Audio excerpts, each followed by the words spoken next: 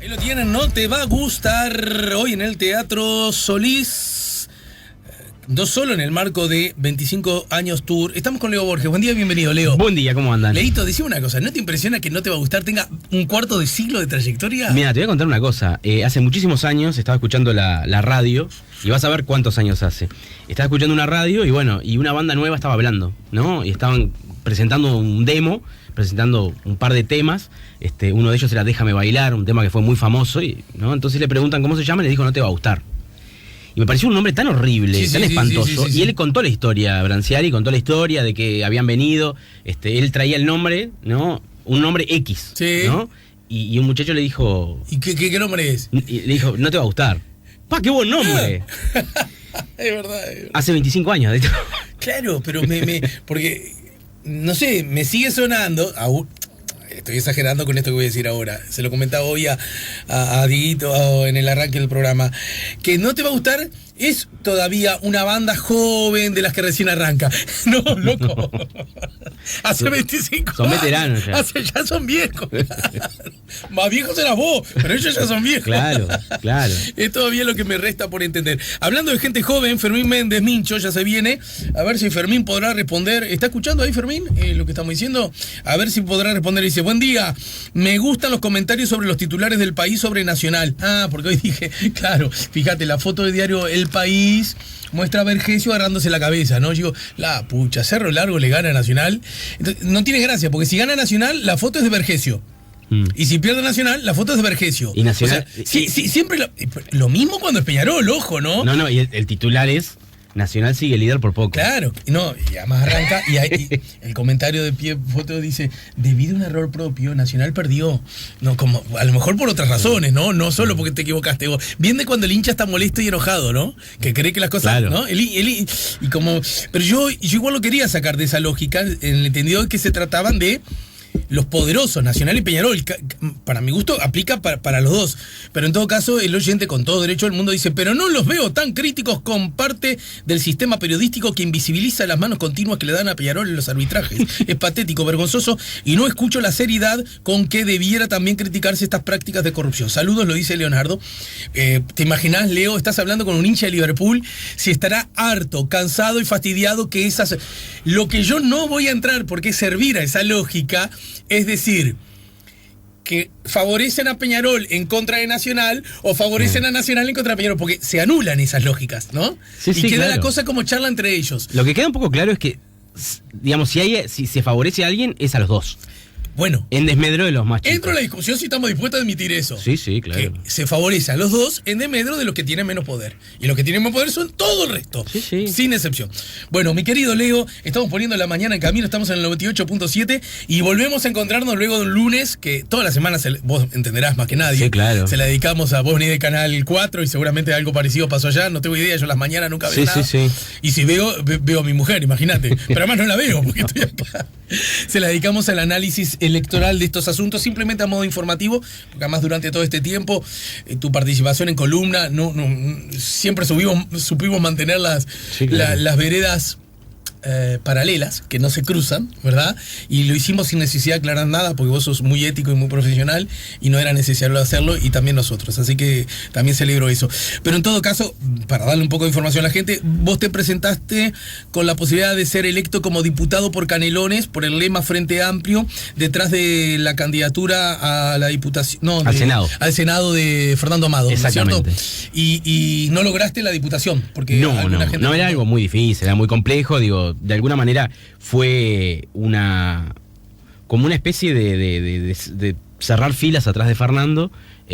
No se logró el objetivo, ¿tá? Pero de Fernando, de alguna manera del Senado, pero en Canelones sabíamos que era muy difícil, además los votos de alguna manera de los sublemas del Frente Amplio estaban atomizados, había 23 sublemas, es muy complejo, el sistema electoral uruguayo es muy complejo. Pensemos que, por ejemplo, la vertiente artiguista tiene 2 senadores y ningún diputado, claro, por ejemplo, ¿no? Es un sistema extraño. Bueno, esa situación es hija de la reforma del 97, que no permitió la cooperativa de votos a nivel de diputados, claro, pero sí a nivel de Senado, ¿no? Exacto. Una cosa media curiosa. Pero bueno, en realidad todavía faltan los observados, pero fueron la reforma del 96, dije 97, 96. 96, cerca de 3.000 votos fueron en Canelones, lo cual para nosotros era una cosa de locos, ¿no? O sea, con un mes de campaña y qué sé yo, Sí, seguramente, me imagino, nunca lo hablamos, pero con recursos limitados, ¿no? Limitadísimos, sí, claro. Bien, pero bueno, así que 3.000 almas te votaron. Y casi, hay que esperar a los observados. Ah, bueno, bien. Estamos ahí. Bien, ya tenés 3.000 lugares donde ir a morfar algún día, si la cosa se complica. No. Yo soy el que usted votó. Puedo comer en su casa, doña. No, pero bueno, digo, fue una aventura y bueno. Bien. Bueno, profesor, y con relación a su columna, ¿por dónde andamos en el día de hoy? Bueno, estábamos escuchando la canción Revolución de No Te Va a Gustar, una canción que a mí me gusta mucho, de una banda que no me gusta tanto, pero esa canción me gusta bastante. ¿Y por qué? Porque en realidad nosotros estamos en este momento entrando a una semana de festejos muy especiales en Alemania. Hoy 4 comienzan los festejos que se van a cerrar el 9 de noviembre porque se están cumpliendo 30 años, de lo que fue la caída del muro de Berlín. Exacto. ¿Verdad? De alguna manera un símbolo de lo que fue la Guerra Fría, un símbolo de un mundo bipolar y que de alguna forma los alemanes se están reencontrando con estos 30 años de la caída del muro. Un muro que se inauguró, lamentablemente decir se inauguró suena algo positivo, pero fue algo absolutamente negativo, en agosto de 1961 y que cayó en 1989, el 9 de noviembre de 1989, duró 28 años y en esos 28 años obviamente se convirtió en un símbolo muy negativo, ¿verdad? Recordemos que el mundo comenzó a vivir la Guerra Fría con muchísima intensidad a partir del año 47. Hay algunos historiadores que la colocan después de la Segunda Guerra Mundial, en el año 45. Esa Guerra Fría conoció a dos superpotencias, ¿verdad? Que van a ser la Unión Soviética, que había tenido su revolución rusa en 1917 y de la mano de Stalin se había convertido en una potencia. Y por otro lado, Estados Unidos, obviamente un país que salió fortalecido de la Segunda Guerra Mundial, en desmedro de los europeos que salieron absolutamente destruidos de esa Segunda Guerra Mundial. Y ahí se empieza a armar un mundo bipolar. Un mundo bipolar que va a tener como característica principal que es una guerra ideológica, que es una guerra de modelos, que es una guerra además que no va a tener una contienda bélica y por eso se le llama Guerra Fría, que es casi un oxímoron, porque la guerra sí tiene algo que no es fría, ¿verdad? ¿Pero por qué? Bueno, el periodista Walter Lipton fue uno de los primeros en empezar a utilizar el concepto de Guerra Fría, porque obviamente tenía que ver con que nos peleamos, nos odiamos, pero no nos pegamos. ¿Quiénes sí se pegan?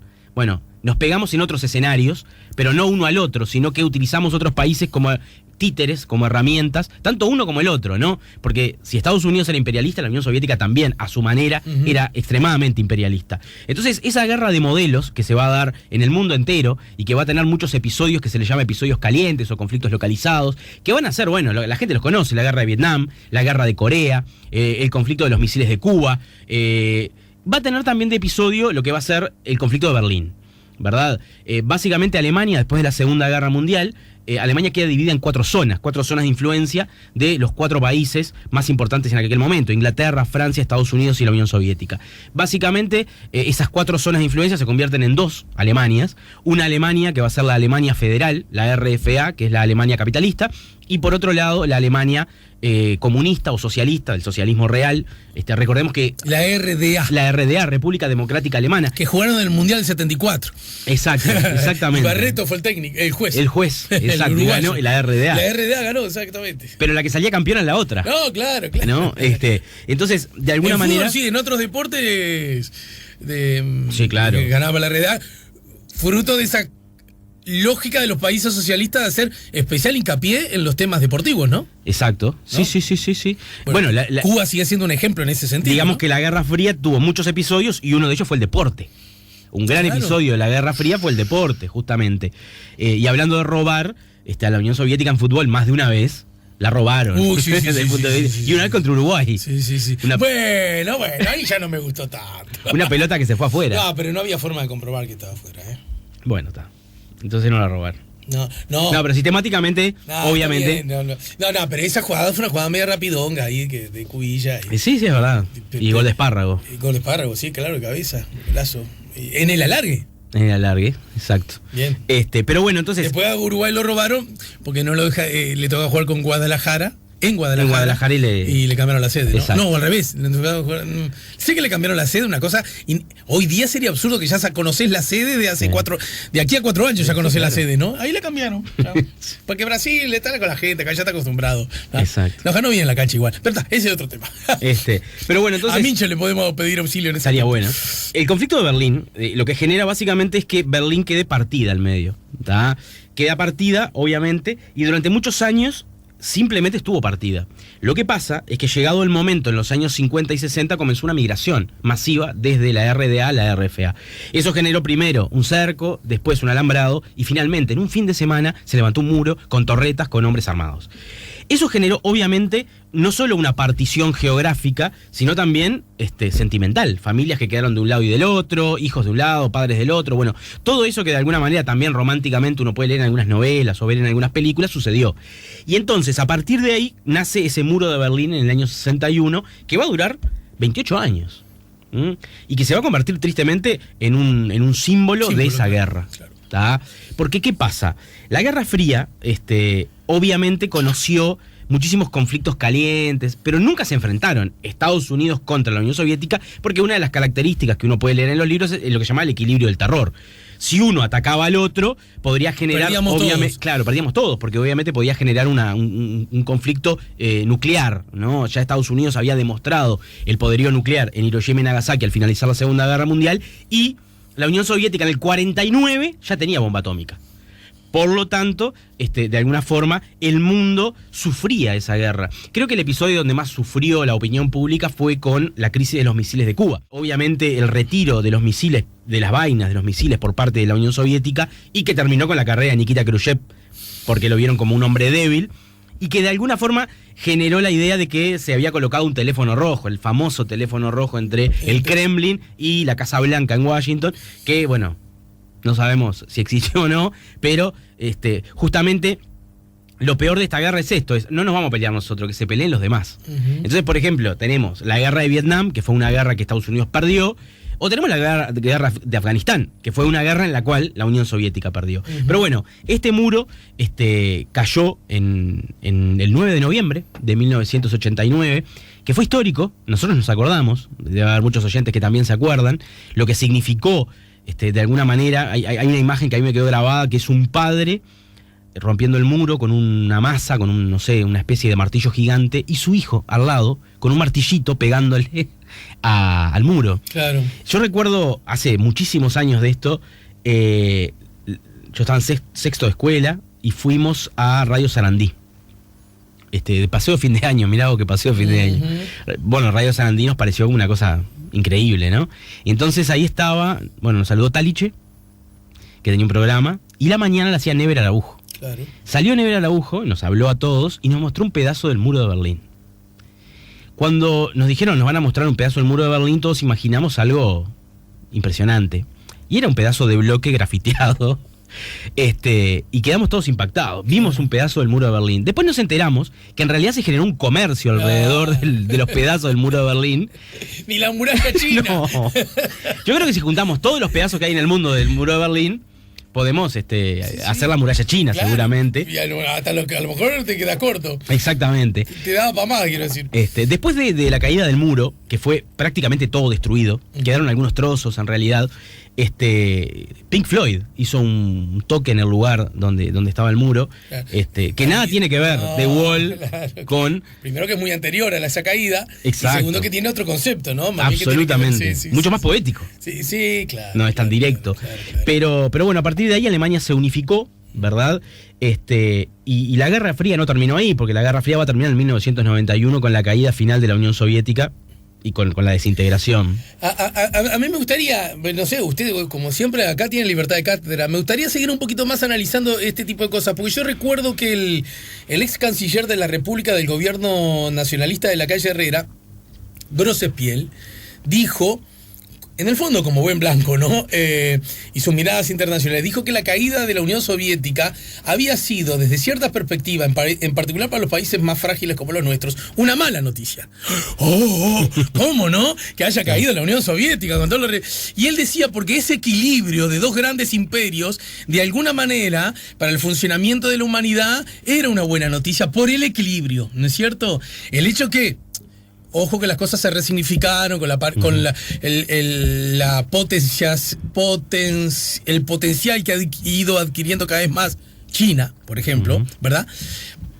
Pero bueno, en todo caso es muy discutible todo eso. Pero me acuerdo haberlo comentado, me lo comentó en mi programa Diapositivo en BTV, estamos hablando del 2004, 2005, ¿verdad? Que era un comentario como corajudo de alguien que hombre del Partido Nacional y que había sido canciller de la República, ¿no? Es decir, esas lógicas como que terminaron por ser una mala noticia.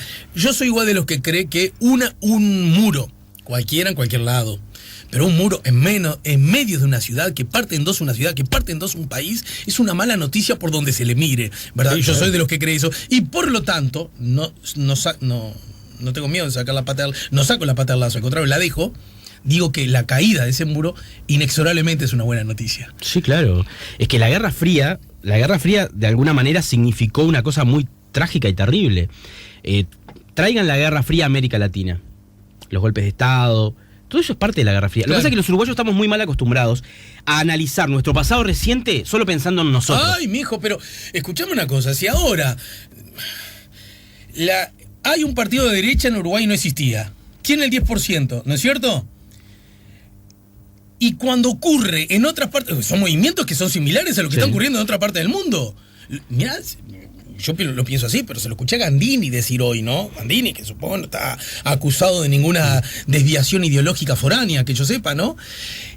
Y no nos atrevemos a mirar ese asunto, el de Uruguay, desde una perspectiva más global. ¿Qué es lo que le está pasando? Y no solo a naciones parecidas como las nuestras, algunas muy distantes, con otras calidades democráticas, con otras fortalezas económicas incluso, y aún así, esos sectores que van adquiriendo cada vez más protagonismo y predilección en la población. ¿Cómo no verlo como algo más global? Pero a nosotros nos encanta creer que lo que pasa acá nació acá o pasa solo acá. Y tiene características especiales. Claro, entonces, únicas e irrepetibles, ¿verdad? Entender la Guerra Fría me parece que también es entender los golpes de Estado en América Latina. Claro, claro. Todo esto... Por un lado y el otro, ¿no? Claro. Los movimientos guerrilleros por un lado y también la seducción por los golpes de Estado del otro, ¿no? Exacto. Es simplemente un ejercicio, ¿no? El que quiera que lo haga. Hagan una línea de tiempo política del Uruguay, una línea de tiempo económica abajo, una línea económica del mundo abajo y una línea económica de América Latina abajo. Y después tracen las líneas, ¿no? Y van a ver que los procesos que suceden en Uruguay tienen una relación con la región y una relación con el mundo. Que toman ciertas características propias del lugar, ya se sabe. En todos lados. Pero claro, creer que son fenómenos exclusivos de un sitio es por lo menos, como dijéramos en el barrio, pillado. Exacto. Sí, ¿no? sí. Hacérselos pillados. Acá pasa lo que no pasa en ningún lado. Justamente. Entonces, me parece que es importante también entender la Guerra Fría para poder entendernos a nosotros mismos, ¿no? Nos vamos a la pausa. Se viene Micho. Si querés, como ahora ustedes los de Peñarol están un poquito mejor, te podés quedar, ¿no? Estamos un poco contentos. Sí, estamos contentos. ¿Se les va al hombre? Ahora nos dice Mincho. Yo no quiero adelantar nada, pero ya le pregunté y ya me contestó. Y a mí también ya lo sé. La respuesta creo que empieza con N y termina con O, pero no estoy seguro. Ya se viene Mincho, estamos poniendo la mañana en camino. Leo Borges, acá en el 98.7 y Liverpool volvió a empatar. Ya volvemos con la mañana en camino.